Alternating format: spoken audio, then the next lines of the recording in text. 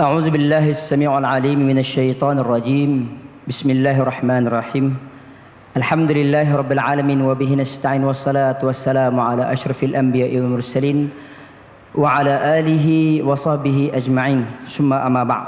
Ampun tuanku, beribu-ribu ampun, sembah patik harap diampun. Patik mohon perkenan tuanku untuk patik teruskan majlis. Dif-dif, kehormat, hadirat-hadirat yang dimuliakan oleh Allah Subhanahu wa taala sekalian.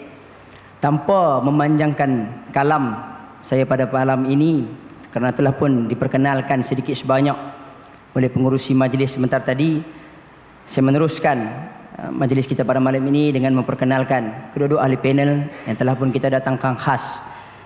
Yang mana ahli panel kita yang pertama dengan berkelulusan BA Hons Usuluddin daripada Universiti Malaya dan Magister ataupun Masternya di Universiti Yarmouk Jordan. Seterusnya melanjutkan pengajian ke dalam bidang PhD Syariah dan Islamic Finance di University of Wales, United Kingdom. Seterusnya menerima tauliah berceramah Jabatan Agama Islam Mulia Persekutuan Jawi. Seterusnya dia juga merupakan penerima tauliah ceramah Jabatan Agama Islam Selangor Jais dan ijazah ilmiah daripada Syekh Al-Imam Dr. Yusuf Al-Qardawi.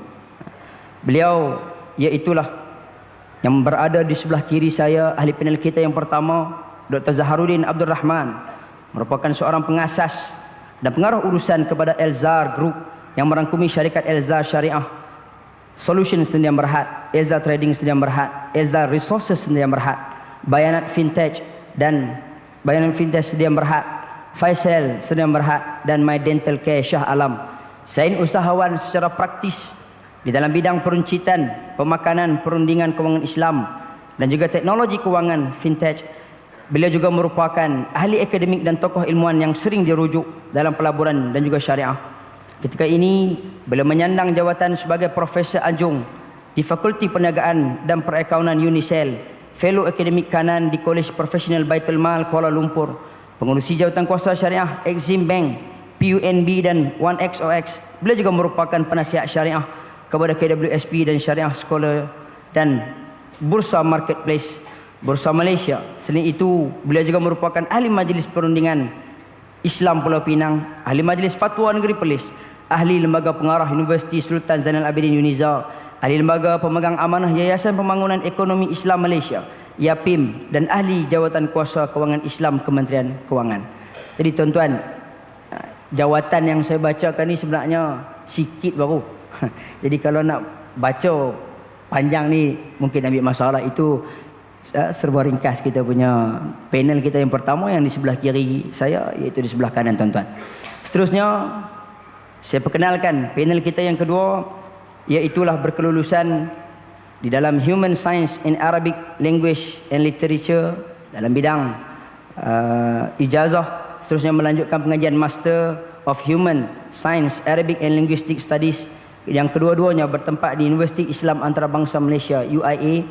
Seterusnya menyambungkan pengajian PhD in Degree Curriculum and Teaching, Doctor of Philosophy University of Jordan.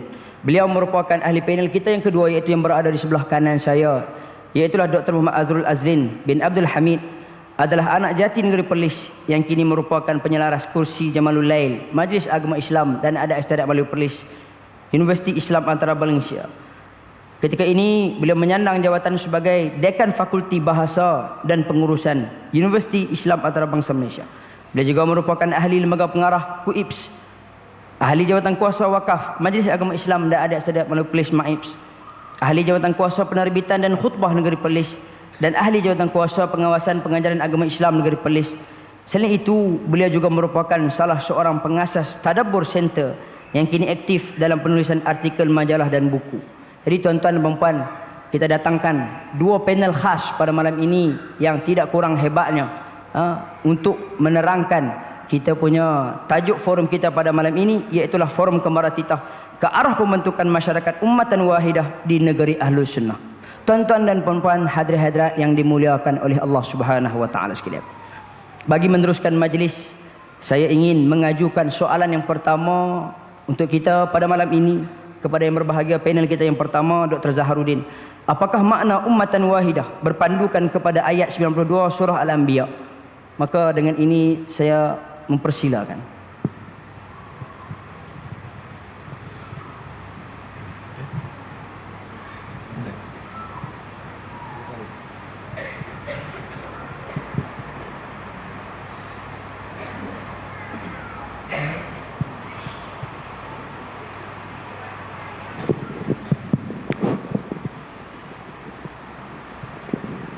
Bismillahirrahmanirrahim. Assalamualaikum warahmatullahi wabarakatuh. Alhamdulillah wa bihi nasta'in wa la udwana illa 'alal zalimin. Qala rabbi shrah li sadri wa yassir li amri wa hlul 'uqdatan min lisani yafqahu qawli. Rabbi yassir wa la tu'assir ya karim. Amma ba'd. Terima kasih Tuan Pengerusi, moderator, Duli yang Maha Mulia, yang teramat mulia, Tuanku Raja Muda, Datuk Mufti, Ketua Pengarah Dewan Bahasa, para alim ulama, Tuan Imam, Div-Div kehormat, muslimin dan muslimat rahimakumullah. Syukur kita dapat bersama-sama dalam masjid yang mulia ini. Soalan yang dilontarkan ada kait rapat dengan topik yang terpapar di backdrop di belakang ini. Pembentukan ummatan ke arah pembentukan masyarakat ummatan wahidah.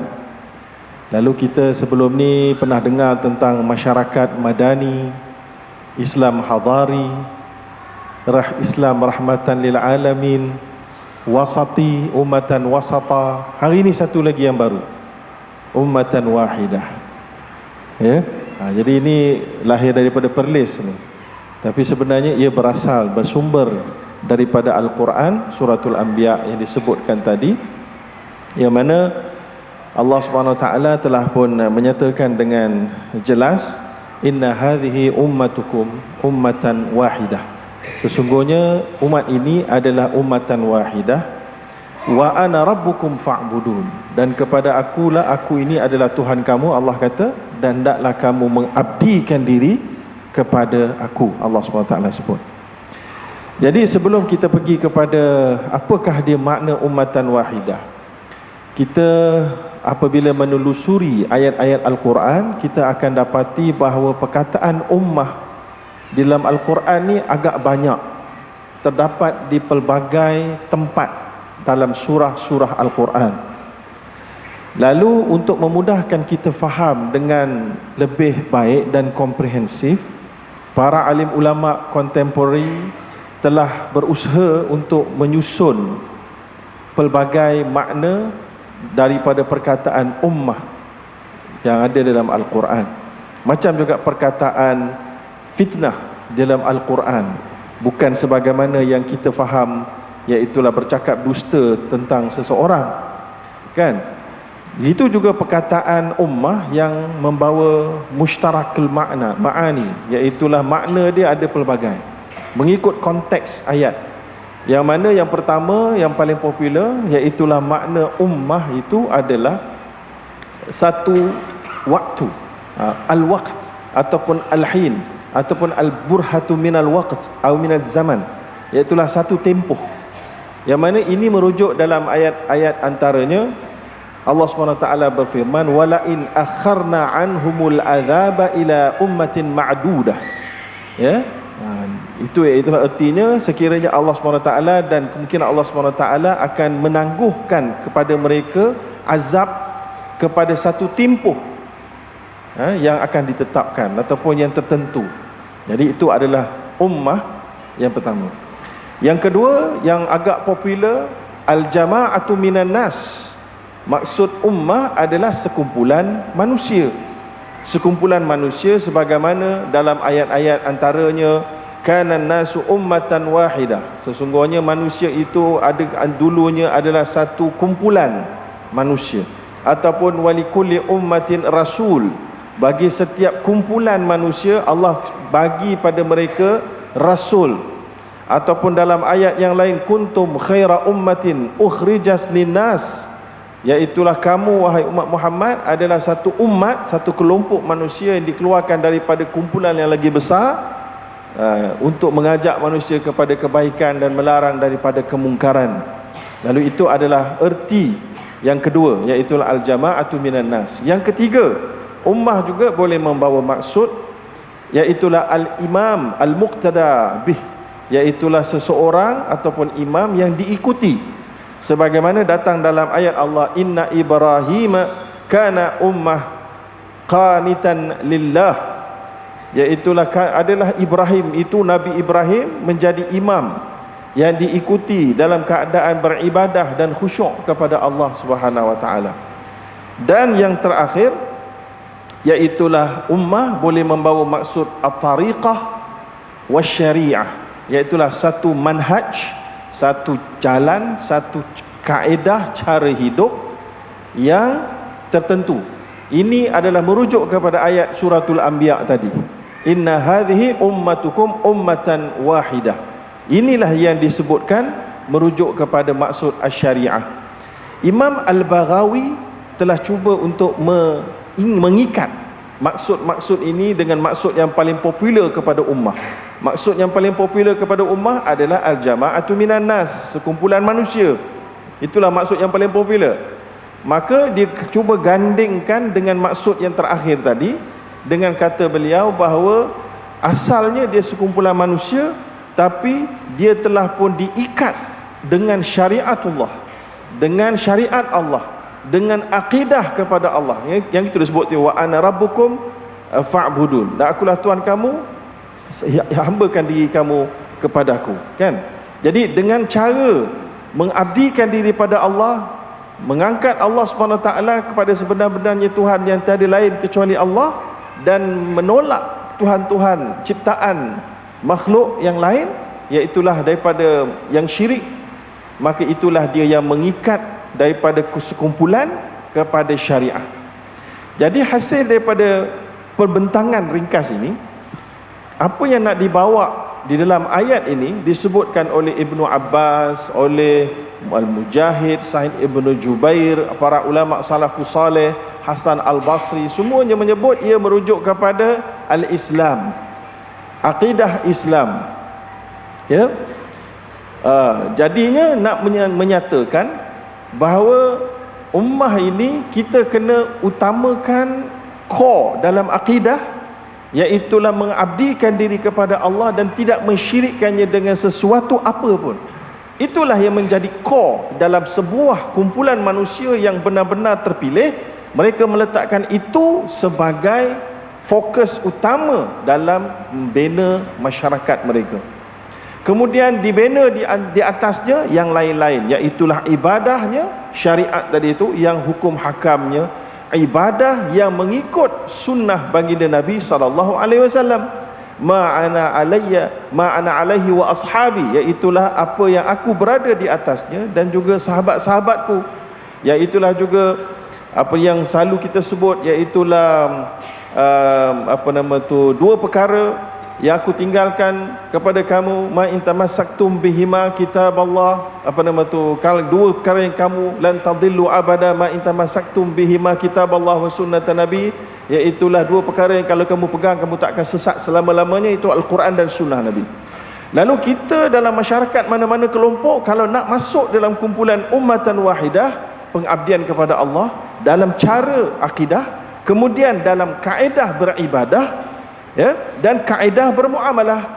Kaedah beribadah yang paling selamat adalah yang mengikut tanpa banyak bicara, tanpa banyak takwilan. Itu yang paling selamat, ya. Adapun dalam muamalat, maka diizinkan sebagaimana Nabi SAW kata, la yusalliyanna ahadun al-asra illa fi Bani Quraizah. Jangan seseorang kamu, Nabi pernah pesan kepada sahabat yang nak pergi ke perkampungan Bani Quraizah, jangan ada seseorang di antara kamu yang solat asar kecuali kamu berada di Bani Quraizah. Kata Ibnu Qayyim dalam kitab I'lam al-Muwaqqi'in, sebahagian sahabat memahami zahir hadis, lalu mereka memahami bahawa Nabi SAW suruh kita solat asar lambat pun tak apa, maknanya dekat perkampungan itu, jadi jangan solat dalam pertengahan jalan. Sekumpulan sahabat lagi memahami dia bukan maksud zahir, tapi Nabi nak suruh kita al-isra', untuk jalan cepat supaya target kalau boleh sampai asar tu belum habis kamu dah sampai dekat perkampungan Bani Quraizah, maknanya ikut ma'ani. Lalu pelbagai imam-imam yang faqih Ya, dalam kitab Ibnu Hajar ada sebut, dalam kitab apa An-Nawawi pun menyebut, dalam Ibnu Qayyim pun menyebut juga, ya, dan ramai lagi. Ini adalah satu dalil bahawa dalam memahami sebahagian jenis sunnah boleh dibenarkan untuk berikhtilaf, boleh dibenarkan untuk ada dua pendapat, dan kedua-duanya dirujuk kepada Nabi, dan Nabi tidak memarahi mana-mana di antara pendapat. Sebagaimana Ibnu Abbas pernah bertemu dengan bacaan yang berbeza, cara bacaan Al-Quran. Lalu Ibnu Abbas mendengarnya beza, dia pun tariklah itu pergi jumpa baginda Nabi SAW. Lalu dibentangkan, maka Nabi pun mengatakan, kilakuma muhsin, dua-dua kamu baca betul, boleh, ya. Dan kemudian Nabi mengingatkan bahawa dulunya umat kamu yang dulu boleh jadi berpecah belah dan akhirnya membawa kepada kehancuran kerana berikhtilaf terlalu banyak dalam perkara yang tak patut diikhtilafkan atau digaduhkan dengan berlebih-lebihan. Ya. Lalu apabila kita ambil Al-Quran, ambil As-Sunnah dalam keadaan mengikut kaedah dan qawaidnya, maka selagi itulah masih termasuk dalam ummatan wahidah dengan beberapa syarat tambahan yang lain. Iaitulah bila kita dah faham gitu, kita tak bolehlah berlebih-lebihan dalam bergaduh. Kerana ummatan wahidah adalah ummah yang cool, yang hanya marah bangkit kepada perkara yang benar-benar ternyata kemungkaran yang mujma' alaih. Dalam perkara yang mukhtalafun fi, kita menganjurkan diskusi dan seumpamanya yang bertenang, sebagaimana disebutkan dalam hadis sahih Muslim, yang mana Nabi kata, inna syaitan qad ayis min an ya'badahu al-musalluna fi jaziratil Arab walakin at-tahrish bainahum. Satu hadis yang saya suka baca di banyak tempat, khususnya di zaman-zaman politik yang menggila, ya. Iaitulah Nabi kata, sesungguhnya syaitan putus asa daripada menyesat dan mensyirikkan orang-orang yang suka beribadah, yang mendirikan solat di tanah Arab. Ialah lafaz hadis memang di tanah Arab lah, tapi boleh terpakai kaedah al-ibratu bi'umumil lafzi la bi khususis sabab. Dalam kaedah ulum tafsir juga, tidaklah terhad kepada sebab wurud yang tersebut. Ini bidang Datuk Sahibul Sama Mufti, Asbabul Wurud, ya. Ada kitab beliau dicetak, tesis beliau boleh dijumpai di luar negara, di Jordan pun selalu saya nampak, ya. Baik, jadi apa yang berlaku adalah syaitan telah macam rasa macam tak boleh makan lah, orang ni nak murtadkan dia susah. Dia ni kaki solat, dia ni orang kuat pegang agama Islam ni, tapi dia akan gunakan satu hilah. Inilah yang disebutkan, dihurai panjang lebar oleh Imam Ibnul Jauzi dalam kitabnya Talbis Iblis, iaitulah belitan iblis, tajuk nama kitab tu. Panjang lebar, bab tasawuf yang paling panjang dalam tu, ya. Yang mana beliau mengatakan bahawa tahrish itu maksudnya mencetuskan isu yang boleh menyebabkan orang yang berpegang kepada agama ini bergaduh, membawa kepada pergaduhan yang melampau, dan pergaduhan itu dicucuk-cucuk supaya melampaui batas. Bukankah disebut oleh Nabi SAW dalam hadis yang sahih, inna abghadha ar-rijal 'inda Allah al-aladul khisam, kata sallallahu alaihi wasallam, sesungguhnya lelaki ataupun seseorang yang paling yang dimurkai oleh Allah adalah apabila dia bertengkar, dia berlebih-lebihan. Maka kalau nak berpegang kepada ummatan wahidah, tak boleh, maknanya ada sentimen berlebih-lebihan dalam perkara yang diiktiraf boleh mukhtalafun fi, ya.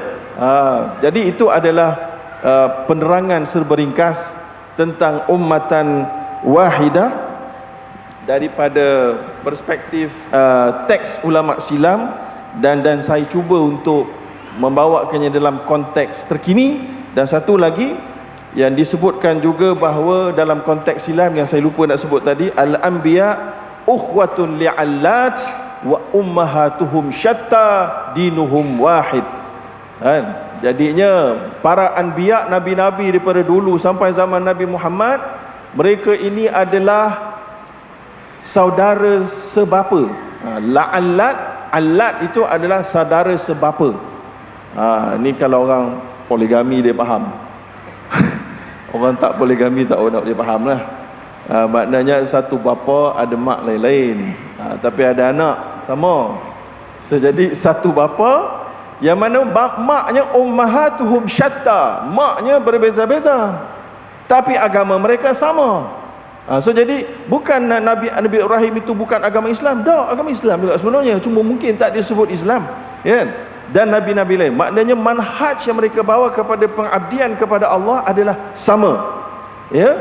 Dan cuma syariat-syariat itu telah pun dimansuhkan oleh syariat yang dibawa oleh Nabi Muhammad sallallahu alaihi wasallam yang paling melengkapi. Jadi itulah sekadar sebagai mukaddimah untuk menjawab soalan daripada tuan moderator. Wallahu a'lam. Terima kasih yang diucapkan kepada Dr. Zaharuddin di atas penerangan yang telah pun diberikan berkaitan dengan maksud ummatan wahidah, berpandukan kepada surah Al-Anbiya ayat yang ke-92. Jadi tuan-tuan, apa yang kita dapat di sini iaitulah seringkali kita faham ummatan wahidah itu adalah kumpulan manusia. Kumpulan manusia. Sedangkan sebenarnya kalau kita kembalikan kepada konteks yang disebutkan di dalam Al-Quran, ianya terbahagi kepada 4, dan mana mendatangkan maksud-maksud yang berbeza-beza yang perlu dilihat daripada konteks-konteks ayat. Apa yang kita nak sebutkan pada malam ini, iaitulah umat yang bersederhana, yang apabila diajukan masalah-masalah yang besar padanya, barulah dia akan menentang, bangkit untuk nak menegakkan keadilan itu. Tetapi sekiranya benda-benda itu adalah benda yang remeh-temeh, benda yang biasa-biasa, dia pun relax. Macam doktor kata tadi, cool ya. Umatan wahidah ni dia kena cool sikit tuan-tuan. Maka kita harapkan dalam situasi kita dalam masjid ni pun minta-minta semua yang ada ni cool-cool lah, tenang. Kita ada beberapa lagi soalan insya-Allah yang nak diajukan. Tuan-tuan dan puan-puan hadirin-hadirat yang dimuliakan oleh Allah Subhanahu wa taala sekalian. Soalan yang kedua ni dia panas sikitlah doktor. Boleh doktor? Okey. Berdasarkan kepada negeri Perlis sebagai negeri Ahlus Sunnah. Negeri Perlis ni dulu orang kata Perlis Indra Kayangan. Sekarang ada orang sebut Perlis Darus Sunnah. Maka kita sebut pada malam ni Perlis sebagai negeri Ahlus Sunnah. Apakah maknanya dan bagaimanakah keadaan ini membentuk cara kita berfikir dan pendekatan kita untuk beramal? Maka saya ajukan soalan ini kepada yang berbahagia Dr. Fred, tafadhal mashkur. Bismillahirrahmanirrahim. Assalamualaikum warahmatullahi wabarakatuh. Innal hamdalillah nahmaduhu wa nasta'inuhu wa nastahdi wa nastaghfiruh wa na'udzu billahi min shururi anfusina wa min sayyiati a'malina. May yahdihillahu fala mudilla lahu wa may yudlil fala hadiya lahu. Asyhadu an la ilaha illallah wa asyhadu anna Muhammadan abduhu wa rasuluh, amma ba'd. Terima kasih kepada pengurusi majlis, Tuli yang teramat mulia Tuanku Raja Muda Perlis, yang dimuliakan Sahibus Samahah Datuk Mufti Negeri Perlis, yang dihormati Ustaz Haji Muhammad Nazim, CEO MAIPS, yang berbahagia Datuk Abang Salahuddin bin Abang Syukran, Ketua Pengarah DBP, yang berbahagia Dr. Hazami bin Jahari, Pengarah Jabatan Pengembangan Bahasa dan Sastra DBP, yang berusaha Dr. Haji Hazman bin Hassan, Pengarah Jaib, Ustaz-Ustaz, Ustazah-Ustazah, tuan-tuan dan puan-puan yang dirahmati Allah Ta'ala sekalian. Tuan-tuan, apabila saya berada di dalam masjid Arau pada hari ini mengimbau kembali kenangan ketika bersekolah di Sekolah Menengah Kebangsaan Agama Arau suatu ketika dahulu.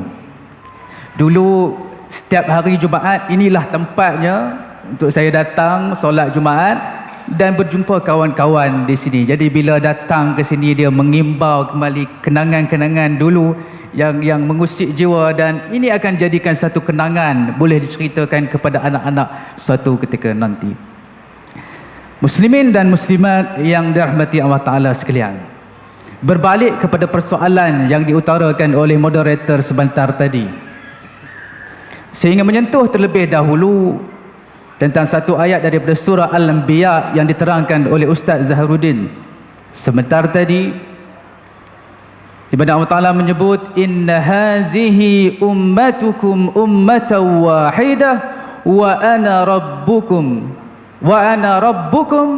fa'budun. Yang menariknya untuk saya rungkaikan kembali perbincangan dari sudut memahami perkataan ummah itu, maka untuk mengulangi kembali supaya tuan-tuan dan puan-puan mudah untuk ingat, yang pertama yang dimaksudkan sebagai ummah itu satunya adalah ta'ifatun minan nas, sekumpulan manusia. Yang keduanya adalah millatun wahidah ataupun dinun wahid, agama yang satu. Yang ketiganya ia merujuk kepada masa, dan yang keempat ia merujuk kepada al-imam. Apa yang menarik bagi ayat ini, jika kita lihat dengan teliti, inna hazihi ummatukum ummatan wahidah wa ana rabbukum fa'budun. Mujahid yang meninggal pada tahun 104 Hijriah menafsirkan perkataan ummah wahidah di sini iaitu dinun wahid.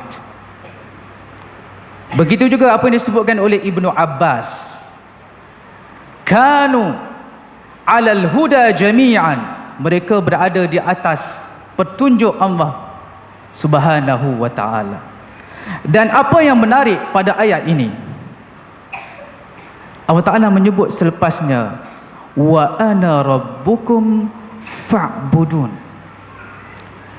aku adalah Tuhan kamu, maka sembahlah aku. Tuan-tuan, saya nak bawa tuan-tuan untuk faham dengan lebih mudah ayat ini. Baik, dalam solat malam tahajud, Nabi SAW suka ataupun gemar untuk membaca dua surah ini yang digandingkan bersama, iaitu surah Al-Kafirun, satu lagi surah Al-Ikhlas. Betul? Cuba kita tanya, kenapa digandingkan dua surah ini? Kenapa tidak selepas surah Al-Kafirun dibaca surah yang lain? Ayuh kita melihat pada surah Al-Kafirun. Qul ya ayyuhal kafirun, sambung, la a'budu ma ta'budun wala antum 'abiduna ma a'bud wala ana 'abidun ma 'abadtum wala antum 'abiduna ma a'bud lakum dinukum waliyadin. Kalau kita melihat terjemahan, dapatkah kita mengetahui ataupun disebutkah di dalam ayat tersebut siapakah yang disembah itu? Ada tak disebutkan perkataan Allah di dalamnya? Tidak ada. Sebab itulah Nabi sallallahu alaihi wasallam baca surah Al-Kafirun dan seterusnya baca surah Al-Ikhlas. Qul huwallahu ahad Allahus samad lam yalid wa lam yulad wa lam yakul lahu kufuwan ahad.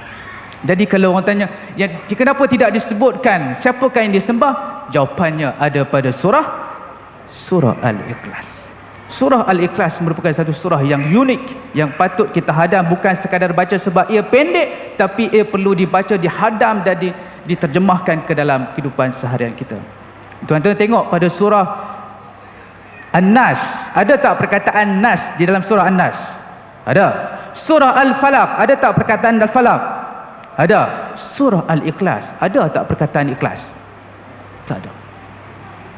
Maka ikhlas itu kesemuanya buat sesuatu kerana Allah Subhanahu wa ta'ala. Ini sekadar mukaddimah supaya tuan-tuan dapat melihat tentang Al-Quran itu bukan sekadar kitab yang dibaca, dialunkan tanpa kita faham. Maka mengupas persoalan bagi perbincangan kita pada hari ini, diperleh merupakan perleh Darus sunnah. Maka apakah yang dimaksudkan sebagai perlis Darus Sunnah ini? Suka untuk saya mengambil salah satu 7 amanat yang dilontarkan oleh Duli Yang Maha Mulia Tuanku Raja Perlis pada bulan April 2017. Kata Tuanku, Perlis ini yang dimaksudkan sebagai negeri Ahlus Sunnah wal Jamaah yang pertamanya berpegang kepada Al-Quranul Karim, yang kedua berpegang kepada sunnah Nabi sallallahu alaihi wasallam, yang ketiga berpegang kepada pandangan para sahabat yang bersepakat di atas kebenaran Al-Quran dan juga hadis Nabi sallallahu alaihi wasallam. Dan ini perkara yang menjadi asas bagi pegangan di Perlis. Ada orang kata Perlis ini tidak bermazhab. Tuan-tuan, kalau kita melihat jawatan kuasa fatwa Majlis Agama Islam pada tahun 1988 menyebutkan bahawa Perlis ini tidak terikat dengan mazhab, bukannya tidak bermazhab. Itu kena ada perbezaan. Dan melatari perbincangan kita pada hari ini mengatakan bahawa Al-Quran, As-Sunnah juga pandangan para sahabat itu perlu kita ikuti. Ada beberapa sebab kenapa ini dijadikan satu agenda yang penting. Antaranya adalah untuk membasmi kepercayaan karut marut, khurafat dan bid'ah yang berlegar dalam masyarakat kita dulu, kini dan selamanya. Macam pernah dengar kan tema tu kan? Sebagai contoh, tuan-tuan, kalau ibu mengandung baca surah apa?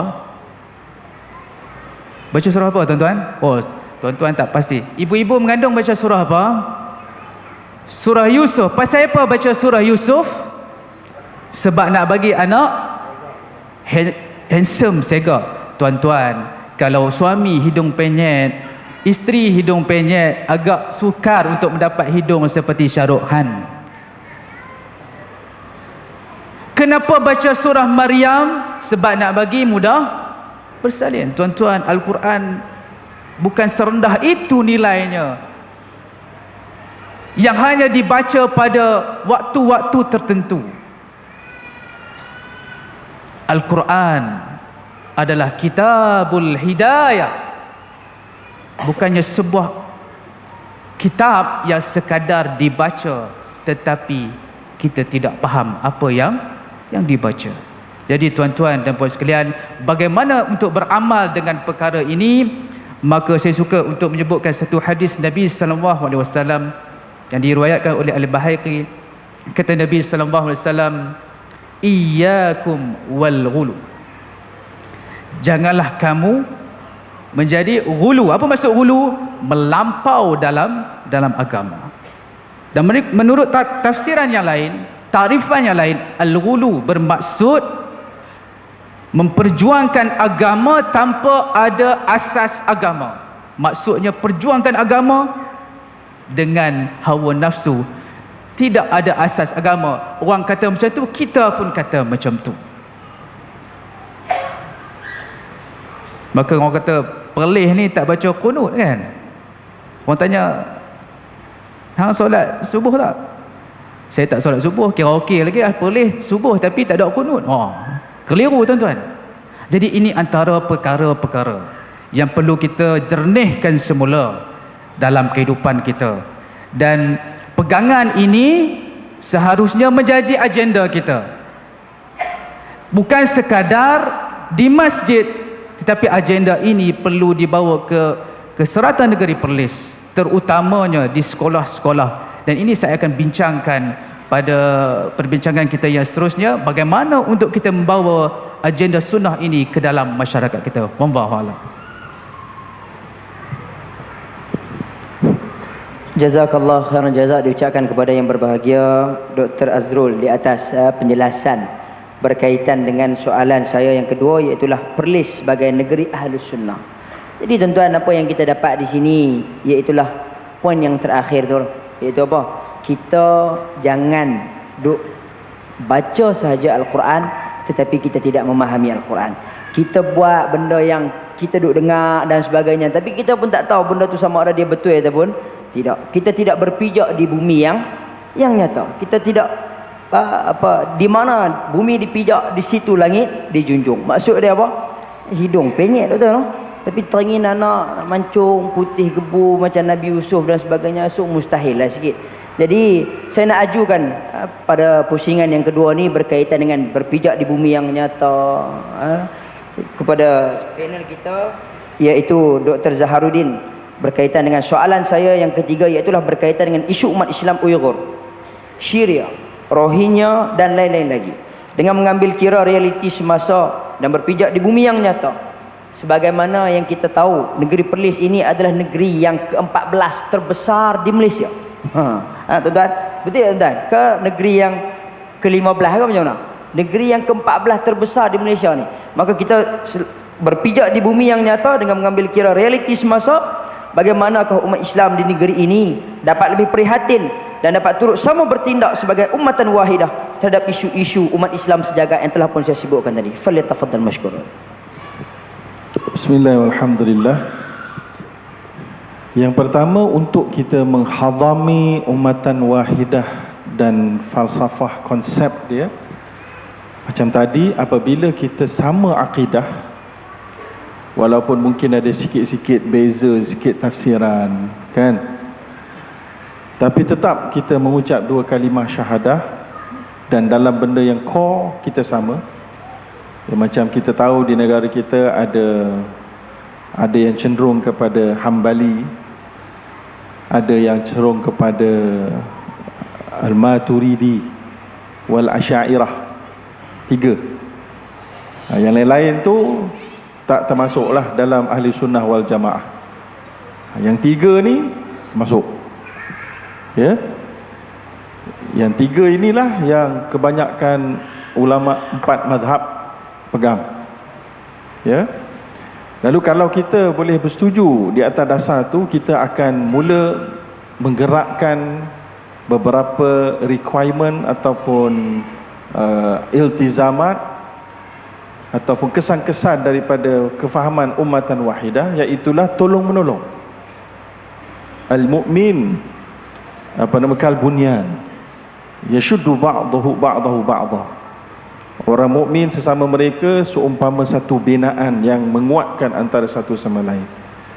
Lalu kita bermula dengan orang-orang yang dekat. Islam ajar kita dengan keluarga dulu kena kuat, sampai akan disebutkan keluarga itu silaturahmi. Biasa kita sebut kita merapatkan hubungan silaturahim, kan, atau silaturahmi. Silaturahmi yang pertama adalah di kalangan ahli keluarga, bukan orang-orang luar. Sebab itulah Nabi pernah mengingatkan bahawa kalau tak diperbaiki hubungan antara keluarga, maka dia akan menjadi pencukur. Nabi kata, aku bukan cakap pencukur rambut. Maknanya pencukur rambut sudah ada zaman Nabi. Bukan tak ada. Tapi aku cakap tentang pencukur agama ni. So jadi kita ummatan wahidah, foundation yang terdekat kita kuat. Yang kedua, jiran kita kuatkan dalam kemasyarakatan. Sampaikan Nabi SAW mengatakan, Jibril telah mengingatkan aku, mewasiatkan aku pasal jiran ni sampai hatta zanantu ayyuwarithahu, sampai aku sangka macam jiran ni mungkin agaknya nak satu hari nanti boleh mewarisi. Maknanya jiran penting. Ikutlah takrif jiran tu, 40 rumah kanan kiri depan belakang dan seumpamanya. Ya. Lepas tu dalam negara ini, kan, dalam negeri ni dulu, kemudian barulah kepada negara, kemudian barulah kepada luar negara. Maka bagaimana kita nak bantu? Ada yang kita boleh buat sekaligus, semua sekali, yang tanpa memerlukan kepada banyak keringat. Cara pertama kita boleh bantu saudara-saudara kita di luar sana, di luar negara yang jauh-jauh, adalah dengan doa. Ya, doa yang dalam kunut nazilah boleh, atau doa individu kita sewaktu kita solat, kita sujud. Waktu doa yang paling makbul dalam solat ada dua tempat yang warid dalam sunnah. Pertama, sujud. Fa'akthiru du'a inda sujud faqaminun an yustajaba lakum. Nabi kata, banyakkan doa ketika sujud, bukan sujud terakhir saja. Kan Nabi sebut as-sujud, alif lam tu maknanya semua sujud. Sujud yang betul lah, bukan sujud yang main-main, bukan sujud yang di luar solat dan seumpamanya, tapi termasuk juga sujud tilawah. Maknanya faqaminun, maka ia adalah lebih besar kemungkinan untuk Allah memustajabkannya. Dan yang kedua, waktu selepas tasyahud akhir, sebelum memberi salam, bukan waktu salam, Assalamualaikum warahmatullahi wabarakatuh, baca doa, bukan. Sebelum memberi salam, banyakkan doa kepada kita, keluarga kita dan umat Islam seluruhnya di luar sana. Tak rugi. Nabi kata kita doa untuk orang lain, wala kamithluh, dalam hadis, engkau pun dapat juga. So ada kita, apa pedah aku doa untuk umat Islam sana, penat je, mereka bukan nak bayar untuk aku pun. Tak, bayar, malaikat bayar. Wala kamithluh, malaikat tolong doa yang sama untuk si fulan ataupun orang yang berdoa tersebut. Ya, dan doa tu pula kenalah wa antum muqinuna bil ijabah, hendaklah kamu yakin dengan kemustajabannya. Jangan doa kosong je, kan? Dan cantik, lebih cantik kita faham. Kalau bahasa Arab kita boleh hafal tapi tak menghayati, bahasa Melayu lah, tak ada masalah, bahasa Melayu lah, supaya kita lebih menghayati kepada umat Islam yang tertindas di luar sana, kan? Jadi ada yang di Palestin, jadi di China, di Xinjiang ni dia ada sikit kontroversi sikit. Dia ada kekeliruan kerana politically dia mengurung kawasan tu daripada mendapat liputan media. Ya, dan dia punya kamera dia terlalu banyak di mana-mana. So jadi ini menjadikan sukar untuk kita tabayun yang benar, yang kurang benar, yang kurang benar, yang tepat, sukar. Kalau apa yang disebutkan benar, maka lebih kurang macam Israel dengan Palestin sebenarnya, kan? Tapi apa pun, kita doa kepada umat Islam di sana, di Syria dan seumpamanya. Begitu juga yang kedua, kita boleh sedekahkan wang, harta. Kalau tak ada wang dan harta, ada NGO yang buat kutipan, kita bantu tenaga, bantu hebahan, bantu awareness. Tetapi paling cantik kalau kita bukan terus share tanpa berfikir dan mengkaji sedikit. Tolong cek dulu sebelum kita share, kerana kalau salah, kita tumpang sekali masalah nanti di akhirat juga, ya. Lepas tu yang seterusnya, bagi mereka yang ada kuasa yang rasmi di mana-mana negara, boleh pergi berdiplomasi dengan mereka supaya mereka lebih lunak. Walaupun contohnya macam Palestin, ada fatwa mengharamkan kita melawat Masjidil Aqsa. Kerana atas sebab apa? Tak boleh. Kerana itu adalah Palestin al-Muhtalla, iaitulah tanah Palestin yang dirampas. Bila kita pergi, maknanya kita seolahnya mengiktiraf authority body di sana, dan kita bayar, mungkin ada cukai-cukai daripada mereka, dan kita ni seolahnya bila pergi balik aman, maknanya kawasan tu aman. Jadi macam tak perlu berjuang, sebab orang Islam berpusu-pusu duk pergi Masjidil Aqsa, balik tak ada problem pun. So maknanya Israel ni baik. Nampak? Jadi ada perspektif ulama yang mengharamkan atas sebab-sebab yang disebutkan tadi antaranya. Ada juga yang nak pergi juga, sebab ini adalah salah satu kiblat umat Islam dulu dan seumpamanya, kan? Jadi kalau kamu ada title, ada jawatan, maka boleh pergi. Untuk bila pergi itu pula dengan niat, bila kita pergi, maka orang Israel ni tidak akan tembaklah waktu kita pergi. Tembak, dia tak akan tembaklah orang-orang Palestin. Sebab dia malu nanti dapat tengok. Tak tahulah betul tak betul kan. Tapi maknanya katalah ada kehadiran kita itu dapat meringankan sikit penderitaan dan penderaan dan menyampaikan bantuan, maka bolehlah kamu pergi. Sebab ada matlamat-matlamat yang lain. Macam wanita, elok solat berjemaah di masjid ke di rumah? Kalau ikut sunnah, solat di rumah. Ni tempat orang lelaki untuk solat fardu. Orang perempuan, tapi kalau ada kuliah, boleh datang. Dan Nabi pun kata jangan larang untuk wanita datang solat berjemaah. Khususnya ada sebab-sebab tambahan, bukan solat berjemaah saja, ada kuliah. Macam tadi lah, pergi tadi ada tambahan, nak sampaikan bantuan, nak itu ini, nak berbincang dengan penduduk di sana, nak contohnya buatkan masjid dekat kawasan yang telah dirempuh, kan? Macam MAPIM ada melaksanakan beberapa buah masjid di Put sana, banyak dia buat, jadi itu antaranya. Kalau tak mampu juga, maknanya kalau kita tak mampu yang itu sebab kita tak ada kuasa dan seumpamanya, maka bercukuplah kita dengan yang pertama dan yang kedua tadi, membantu dari sudut tenaga dan awareness. Jadi itu adalah bagi saya ciri-ciri ummatan wahidah yang disebutkan, man lam yahtam bi amril muslimina falaysa minhum, sesiapa yang tidak mengambil tahu keadaan umat Islamnya yang lain, maka mereka seolahnya tidak terdiri dan tergolong daripada kalangan mereka. Wallahu a'lam.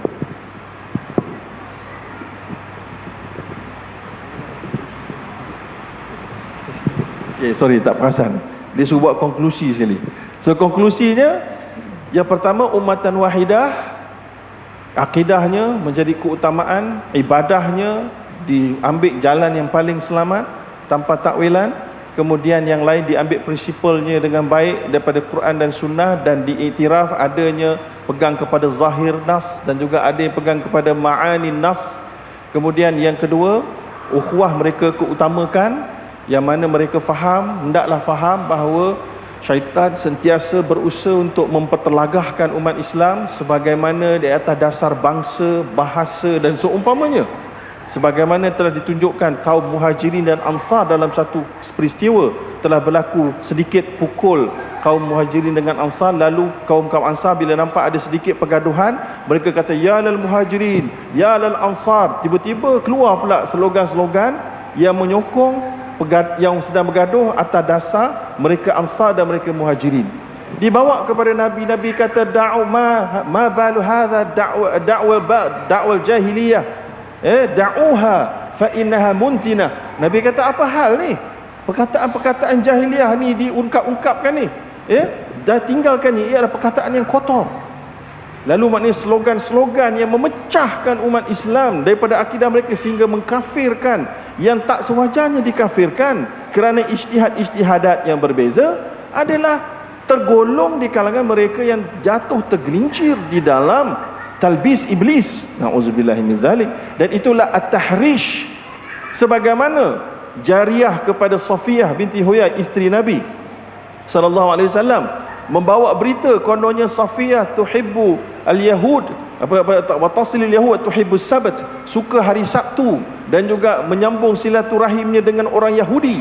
Di kempen. Maka ditanyakan kepada Safiyah oleh Umar. Safiyah kata, memanglah aku ini asal usul aku orang bangsa Yahudi, tetapi aku tidak suka pada hari Sabtu kerana Allah telah menggantikan perayaan kepada hari raya. Dua hari itu hari raya Aidil Fitri dan Aidil Adha.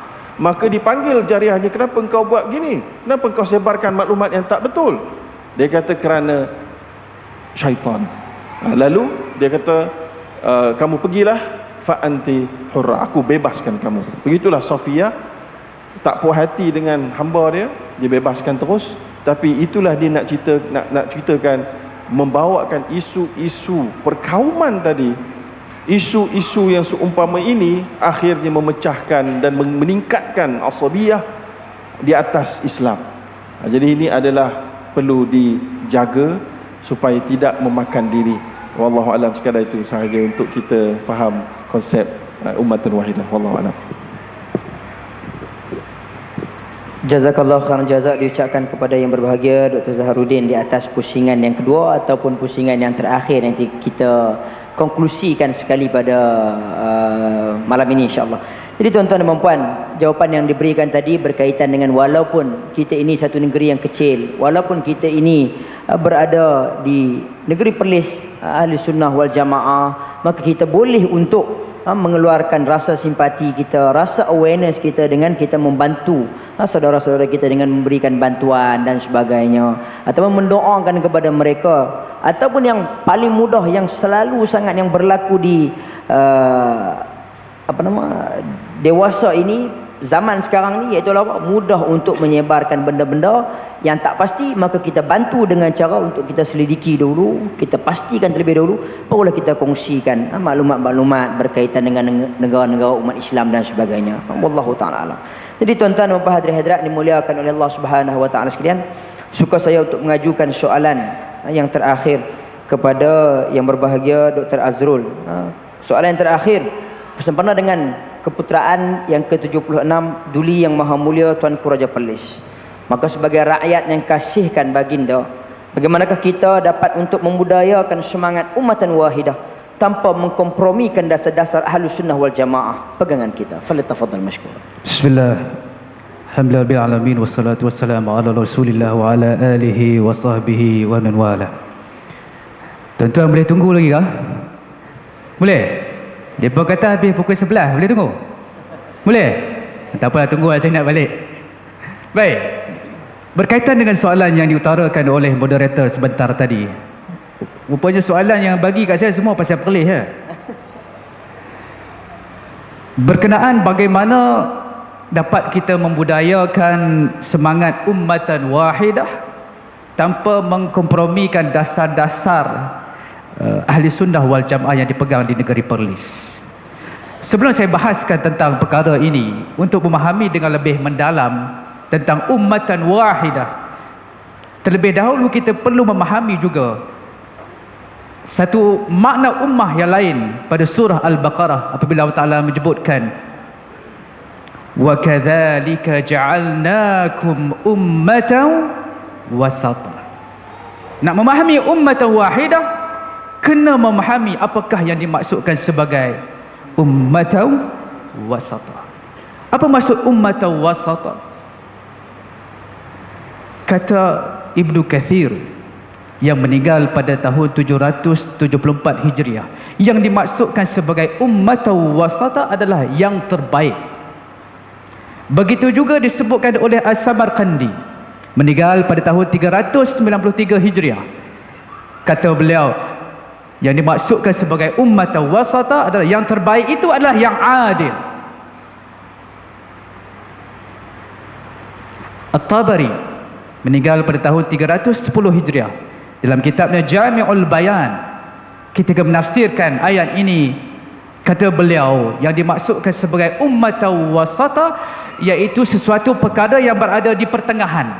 Contoh ayat ni kan, ni sekarang ni sikit ke banyak ke macam mana? Sedikit. Macam mana kita nak faham apakah yang dimaksudkan sebagai ummatan wasata? Adakah di ayat ini di tengah-tengah itu dinamakan sebagai wasata, tengah? Kalau kita dalam periksa, yang paling tinggi apa? A. Yang paling rendah? Yang paling rendah apa? F. Yang tengah-tengah?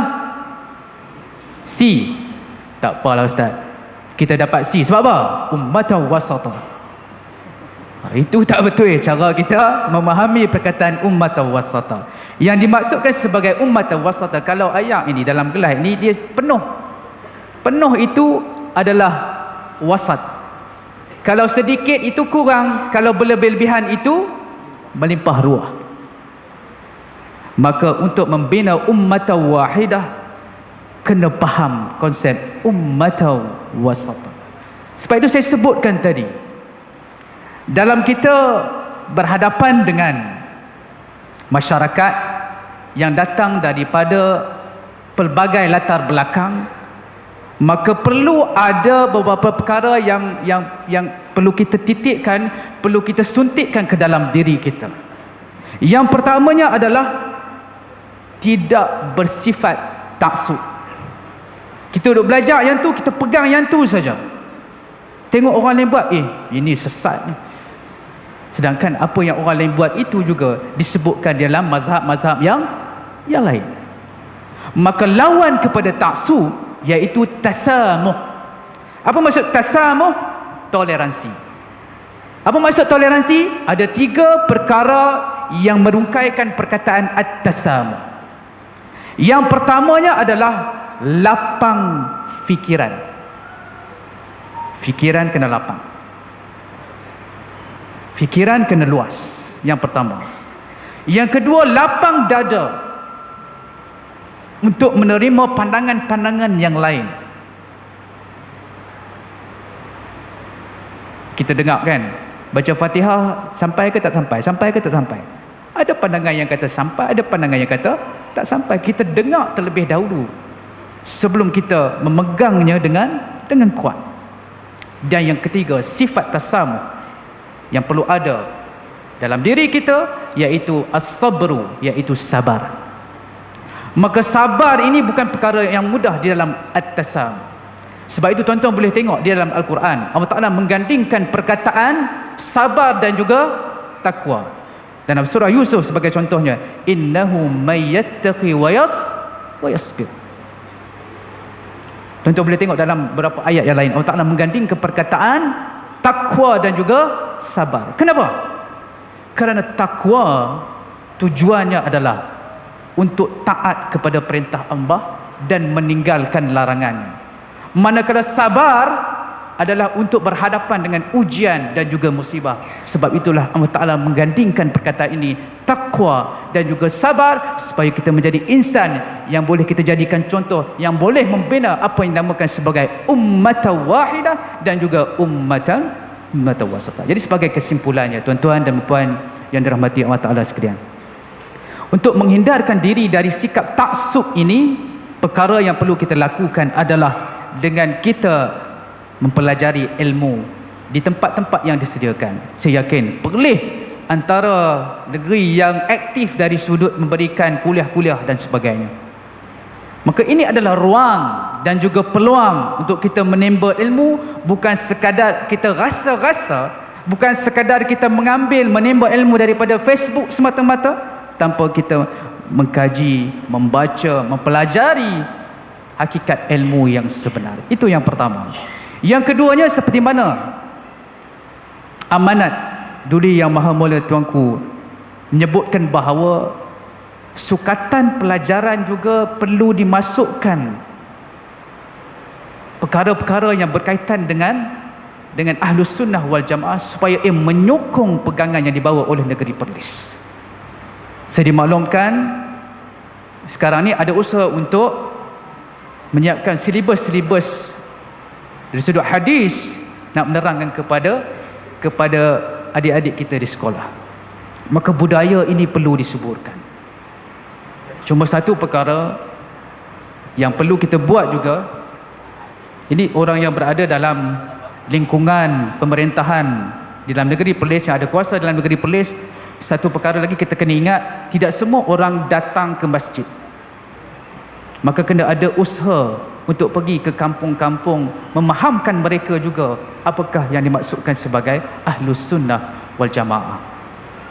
Jadi insya-Allah kita akan ada satu projek dengan anak-anak muda masuk ke dalam masyarakat di kampung-kampung. Kita nak bawa masyarakat supaya keluar daripada kegelapan kejahilan, sebab duduk rumah tak faham apa yang berlaku di luar.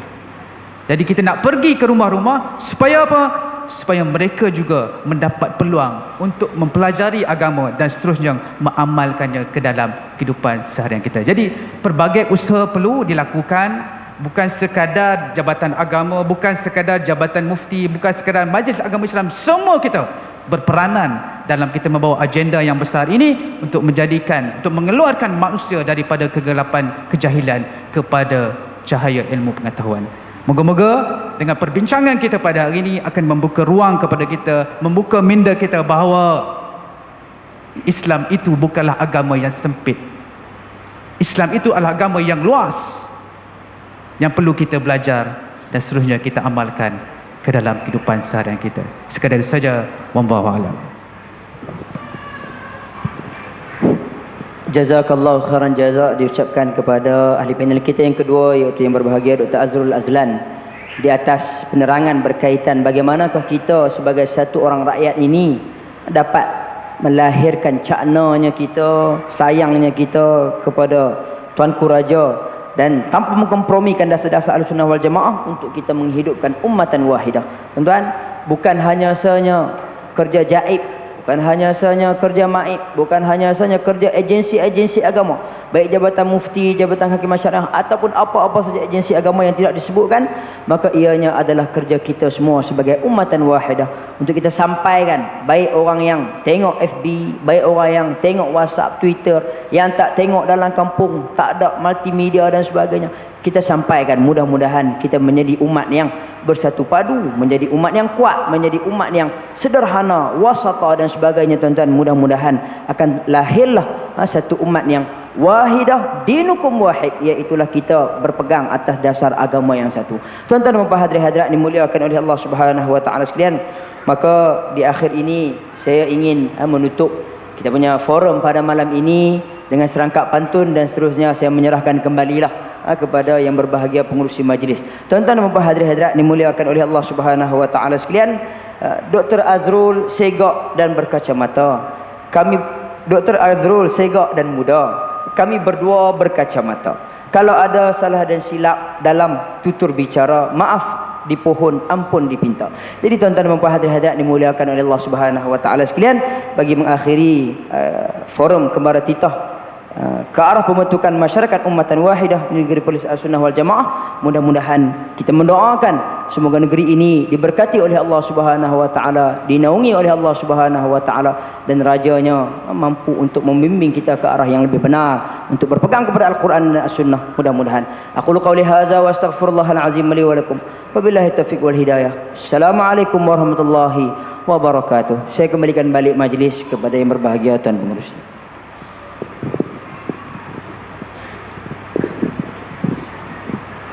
Ampun tuanku, hadirin hadirat yang dirahmati Allah sekalian. Demikian tadi perkongsian ilmu